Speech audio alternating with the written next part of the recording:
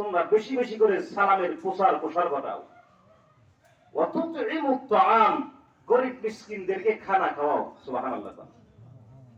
আমাদের সমাজে এই যে ব্যাপার বিধান নামে একটা কথা আছে না নাই? 3 দিন 4 দিন 40, আসলে আল্লাহর কসম কোন হাদিস কোরআনে 3 দিন 4 দিন 40 নাম নাই। তবে যে কোনো দিন নির্ধারিত না করে 100 গরু জব করে যদি গরিব মিসকিনে খাওয়ান তাতে কোনো সমস্যা। কিন্তু আমাদের সমাজে কি করে জানেন? মানুষ মলি গরু জব করে গ্রামের যারা বড় লোক টেহা পয়সা আলা অমুক আদি সাহ অমুক মেম্বার পরামানিক গাড়ি দিয়ে এসে দাওয়াত খায়, আছে না নাই? গরিব মিসকিন এটা হলো দাওয়াতের হক হলো তাদের, কিন্তু আমরা এটা করি না। রাসূল বললেন তুতইমুত তাআম, তোমরা মানুষকে খানা খাওয়াও। 2 নাম্বার। 3 নাম্বার রাসূল বললেন অসুলিল আরহাম, আর আত্মীয়তার সম্পর্ক বজায় রাখো, আত্মীয়তার সম্পর্ক ছিন্ন করো। রাসূল বলেন লা তাদখুলুল জান্নাতা কতিউর রিহমি, আত্মীয়তার সম্পর্ক ছিন্নকারী আল্লাহর জান্নাতে যাবে। অনেক মানুষ আছে নিজের সন্তান মেয়ের সাথে আত্মীয়তার সম্পর্ক ছিন্ন করছে, আছে না নাই? শ্বশুর বাড়ির লোকের সাথে কথা বলে না, রাগ হয়ে। নানার বাড়ির লোকের সাথে কথা বলে না, রাগ হয়ে। এটা করবেন না। রাসূল বলেন জান্নাতে যদি যেতে চাও আত্মীয়তার সম্পর্ক ছিন্ন করো না।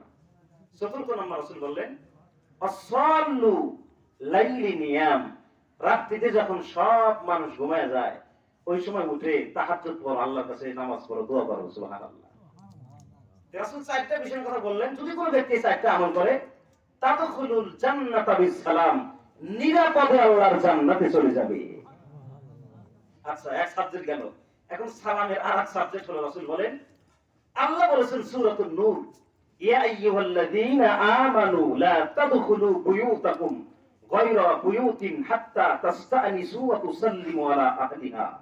হে দুনিয়ার মানুষ, যারা ঈমানদার নিজেকে দাবি করো, কোনছে আমরা ঈমানদার দাবি করি নিজেকে?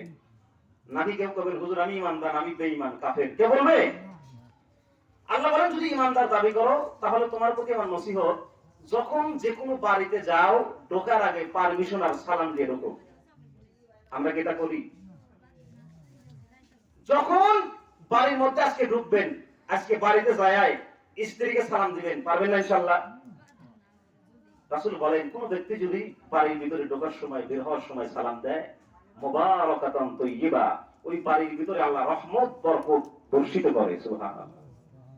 আজকে যাই স্ত্রীকে সালাম দিবেন তো, যদি আজকে আবার প্রথম যদি যারা তুমি দেন নাই তারা যদি সালাম দেন, স্ত্রী তো বাবা রে একদিনের অজনে আরে ওলি হয়ে গেছে, এটা বলতে পারে, তো লজ্জা করা যাবে না। দেবেন তো ইনশাআল্লাহ? আল্লাহ সবাইকে সংক্ষিপ্ত সালামের নসিহতটা আমল করা তৌফিক দান করুন।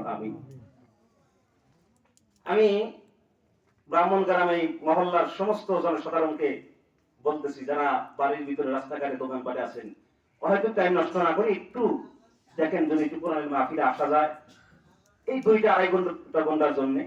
কারণ এই মাহফিলটা আমার জীবনের শেষ মাহফিল হয়ে যেতে পারে, আবার এই মাহফিলটা আমার হেদায়েতের জন্য হয়ে যেতে পারে কিনা, সেজন্য সকলকে আহ্বান জানাচ্ছি, সকলেই একটু চলে আসুন।